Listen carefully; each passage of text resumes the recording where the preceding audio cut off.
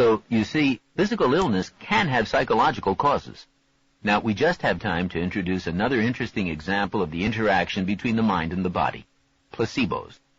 Placebos, maybe you've heard them called sugar pills, are harmless substances, not always sugar, that are used routinely on groups of sick people in experiments. These experiments test the effectiveness of new drugs. One group is given the new drug, the other group is given a placebo, and the results are measured. As you might guess, some of the people who receive the new drug get better. Surprisingly, however, some of the placebo group also get better. Why? Well, it's an interesting question, one which doctors can't quite answer. Some of the group may have gotten better on their own without any treatment at all. But research has shown that the very act of taking a medication that you think will make you better often does make you feel better. Have you ever taken an aspirin and felt better in 5 minutes? Aspirin doesn't work that fast, does it? Basically, if you believe you will get better, sometimes you do. The history of how doctors and healers have used the mind-body connection to cure people is long and interesting. But I see that it's time to close, so I'll have to cover this in the next class. You'll have to hold your questions on this topic till then. Before you go, I have some handouts for you concerning the midterm exams next week.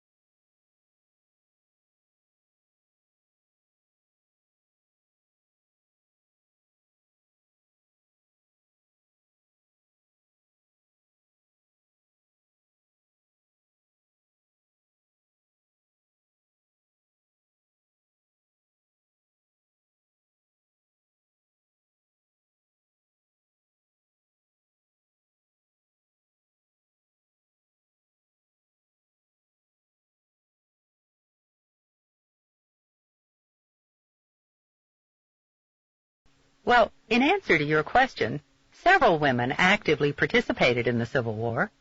The one that comes immediately to mind is Mary Walker. She's important because she's the only woman ever to be awarded the Congressional Medal of Honor. As you know, this medal is given to people who've served the United States with exceptional bravery. In addition, she was the only female physician in either of the two armies that fought in that war. Even though she had 2 medical degrees, many officers made her life difficult because they didn't believe that a woman should be a doctor. However, she refused to back down and leave the Army. In fact, she risked her life several times during the war and was even captured at one point, but she was soon released. After the war, she was arrested several times for wearing pants. And although Congress eventually tried to take her medal away, she refused to give it back and continued to wear it wherever she went. She died in 1919, a year before women received the right to vote. Which brings me to my next point.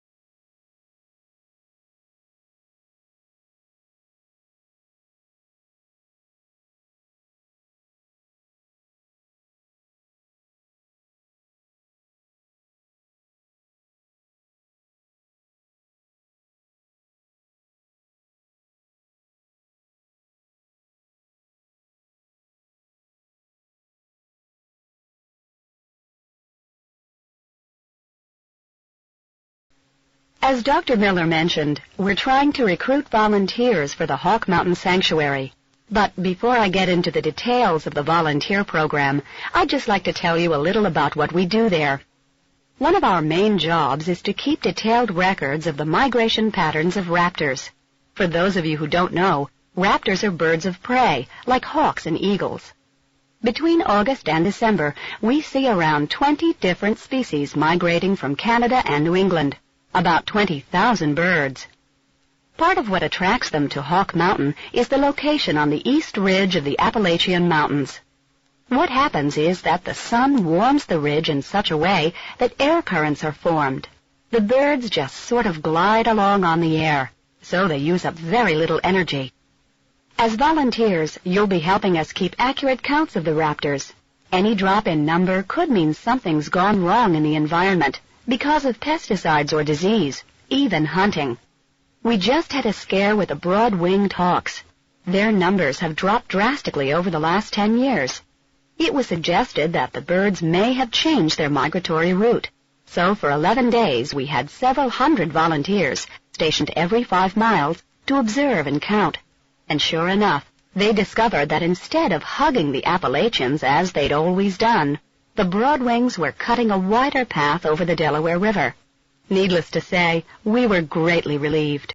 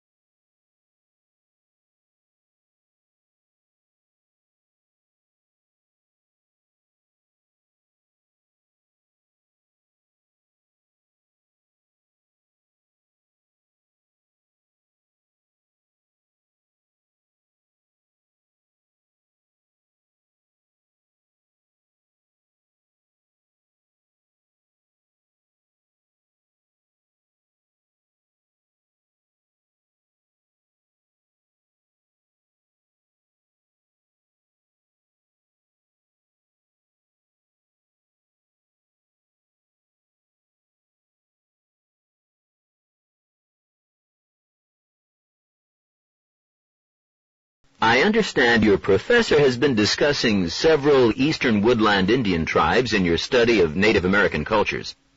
As you have probably learned, the eastern woodland Indians get their name from the forest-covered areas of the eastern United States where they lived. The earliest woodland cultures date back 9,000 years, but the group we'll focus on dates back only to about 700 A.D. We now call these Native Americans the Mississippian culture because they settled in the Mississippi River Valley. This civilization is known for its flat-topped monuments called temple mounds. They were made of earth and used as temples and official residences. The temple mounds were located in the central square of the city, with the huts of the townspeople built in rows around the plaza.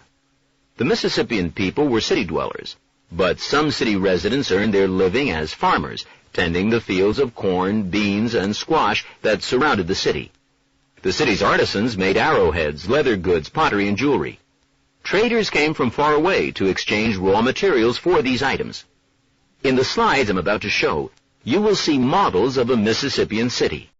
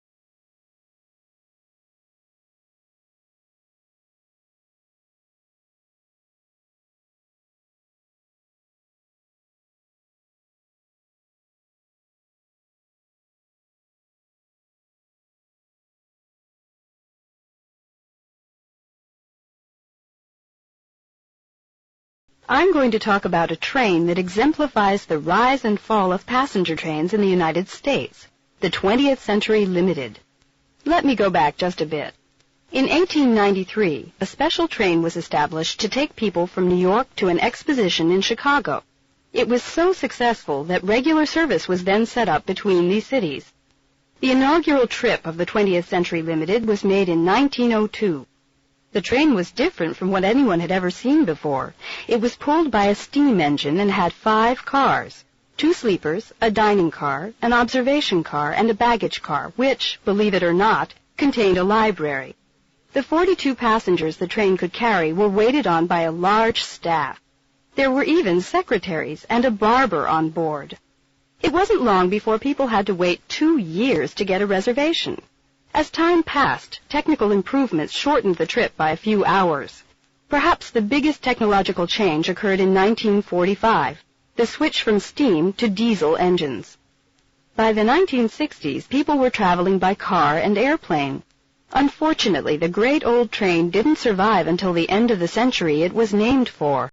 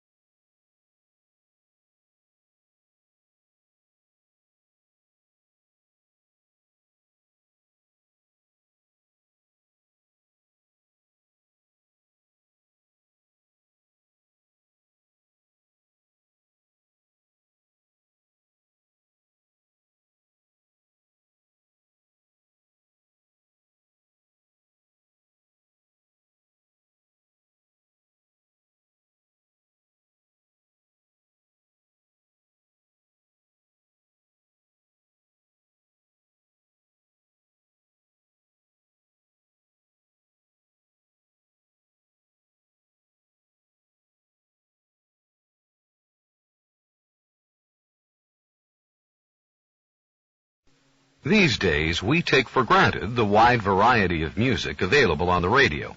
But this wasn't always the case. In the early days of radio, stations were capable of broadcasting only a narrow range of sounds, which was all right for the human voice, but music didn't sound very good. There was also a great deal of crackling and other static noises that further interfered with the quality of the sound. A man named Edwin Armstrong, who was a music lover, set out to change this. He invented FM radio, a technology that allowed stations to send a broad range of frequencies that greatly improved the quality of the music. Now, you'd think that this would have made him a millionaire. It didn't. Radio stations at that time had invested enormous amounts of money in the old technology, so the last thing they wanted was to invest millions more in the new technology. Nor did they want to have to compete with other radio stations that had a superior sound and could put them out of business.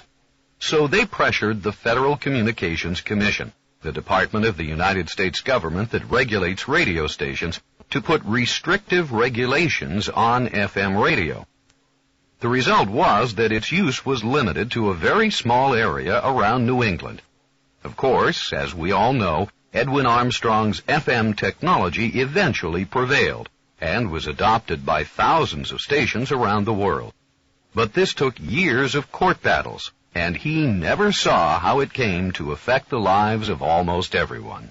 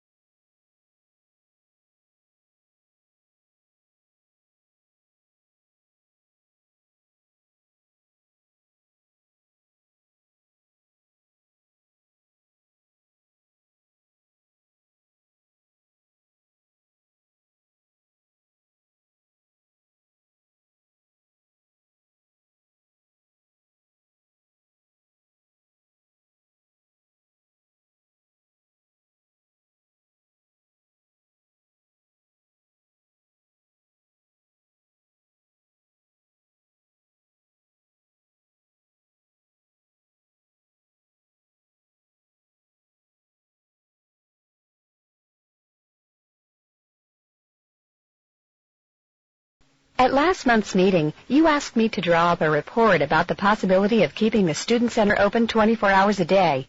I decided that the best way to assess the need for expanded hours was to talk to the people who were still in the Student Center at closing time. First, over the course of the 2 weeks, I interviewed more than 50 students as they left the Student Center at its regular closing time of 12 midnight.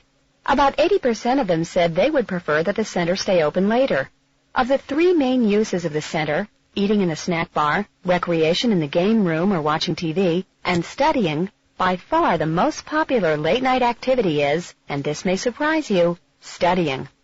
Almost all of the people I talked to said that their main reason for being in the center after 10 p.m. was to study in groups or to find a quiet place to study because their dorm was too noisy. Of course, many of these people use the snack bar or TV room for breaks. My recommendation is that we ask the administration to keep the center open after midnight for studying. The recreation room and snack bar can still close at the usual time. This should meet the objection that it costs too much to staff the center from midnight to 8 a.m., which I'm sure will be the first response.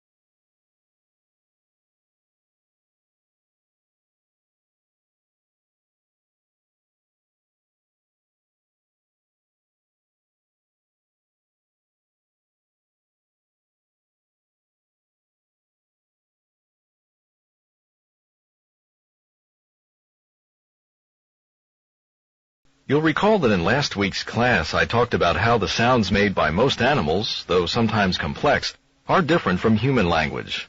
Only in humans do these sounds represent objects and events.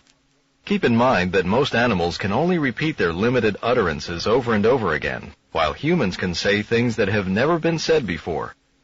Today I want to focus on human language and how it developed. I doubt you'll be surprised when I say that the evolution of language was slow and laborious. There's some reliable evidence that language began with early humans 1.5 million years ago.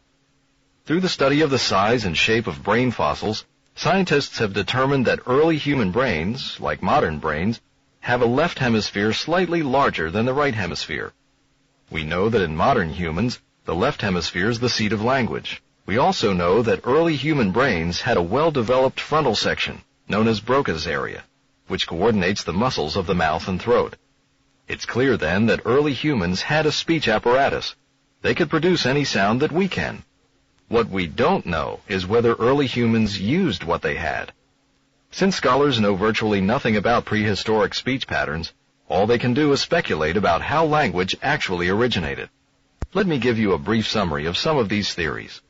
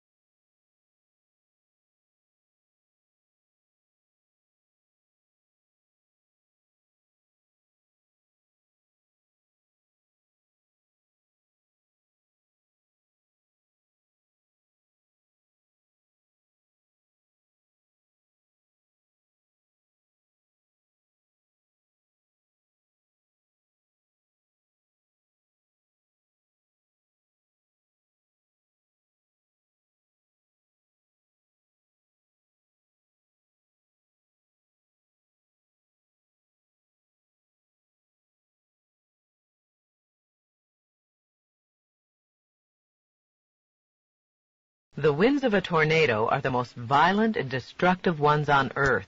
Any of you who have seen one knows very well how frightening and powerful they are.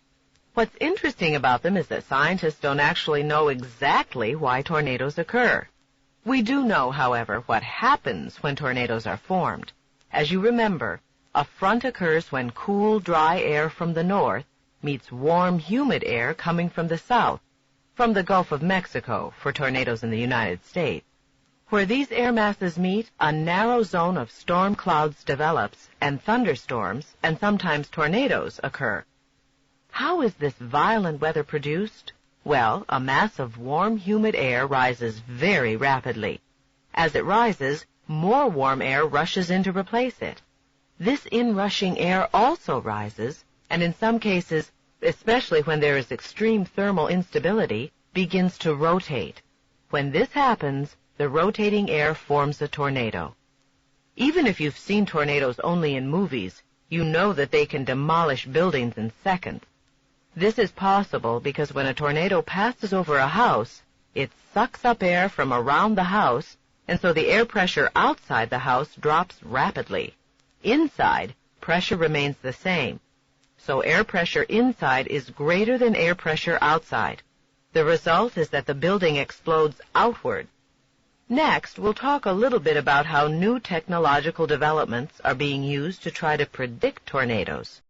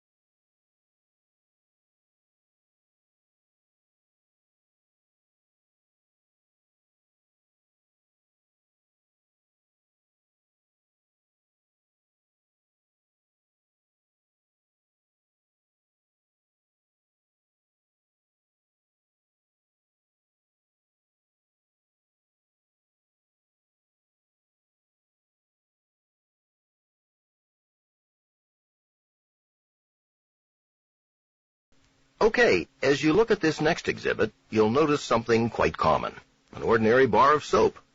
Now, soap has been around a long time. In fact, the ancient Phoenicians produced soap as a substance for washing the body way back in 600 BC.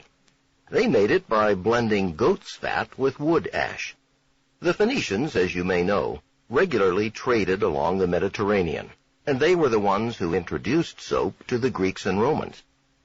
Now, soap was not something welcomed by all countries.